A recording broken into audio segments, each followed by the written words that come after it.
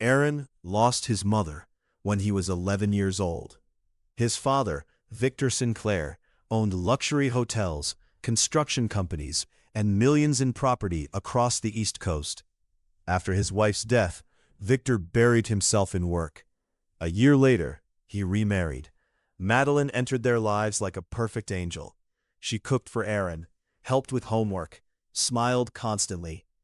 "I'll always treat you like my own son," she told him. At first, Aaron believed her. Then Madeline gave birth to a baby boy named Ethan, and everything changed. Victor was rarely home. Madeline slowly took control of the mansion, the staff, and eventually, Victor himself. Every day she planted small doubts in his mind. "Aaron has anger issues. He scared Ethan today. I think something is wrong with him mentally." Victor ignored it at first, but then incidents started happening. Broken glass, fights at school, violent outbursts. What Victor didn't know was that Madeline had secretly manipulated every situation. One afternoon, Aaron defended Ethan from a bully at school and punched the boy hard enough to break his nose. Madeline twisted the story completely. "He attacked a child for no reason," she told Victor. That night, Victor slapped Aaron for the first time. Aaron stood there in shock. "Dad, that's not what happened." But Victor walked away. Behind him, Madeline smiled quietly. Weeks later, Madeline brought a psychiatrist to the mansion. The doctor barely spoke to Aaron for 10 minutes before writing a prescription. "Severe behavioral instability," he said coldly. "These medications are necessary." The pills made Aaron dizzy, slow, exhausted. His thoughts became foggy. He slept for hours during the day. Sometimes he couldn't even remember conversations. Madeline watched it happen with satisfaction. "See," she told Victor, "he's getting worse." One night Aaron pretended to swallow the pills and hid them under his mattress instead. Later, while walking past Madeline's office, he overheard her whispering on the phone. "Increase the dosage," she said. "I want him completely dependent." Aaron froze. Fear crawled down his spine.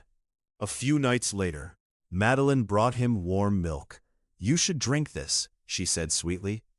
Aaron lifted the glass. There was a strange chemical smell. "I'm not thirsty," he lied. Madeline's smile faded for a second. "Drink it later." The moment she left, Aaron poured the milk into a flower pot outside the window. The next morning, the family dog was found dead near the garden. Aaron stared at the body in horror. That was the moment he realized the truth. Madeline wasn't trying to control him anymore. She was trying to kill him. Days later, screams echoed through the mansion. Servants rushed downstairs and found Madeline crying on the floor, with blood running from her forehead.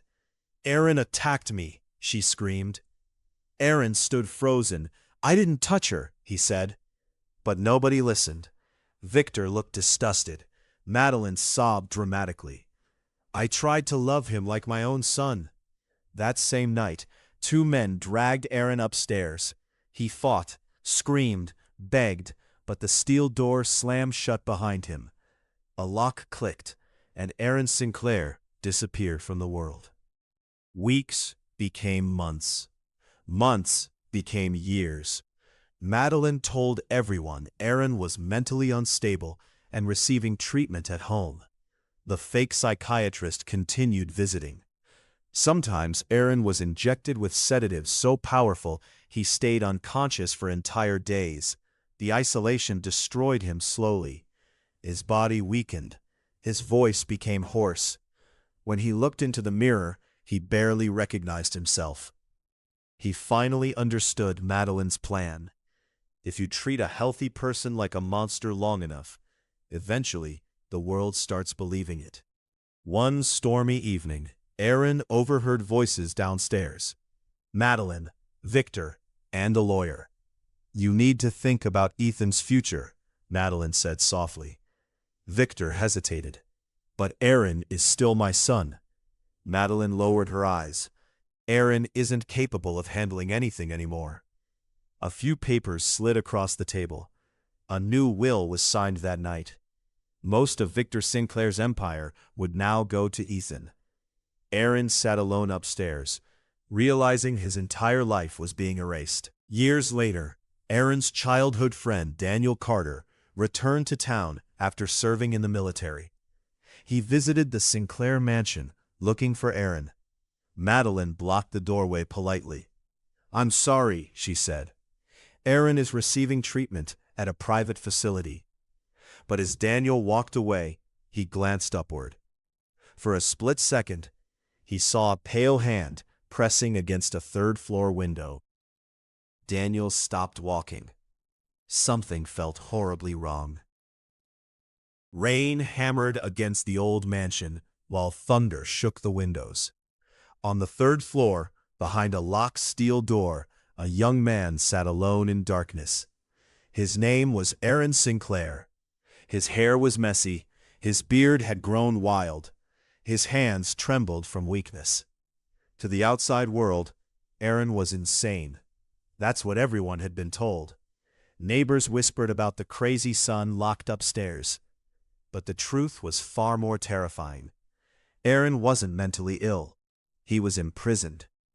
Downstairs, his stepmother Madeline Sinclair wiped fake tears in front of guests. "Poor Aaron," she said softly. "His condition keeps getting worse. The doctors say he could become violent." People looked at her with sympathy. No one knew that upstairs, Aaron spent every night screaming for help. And every night, the storm swallowed his voice.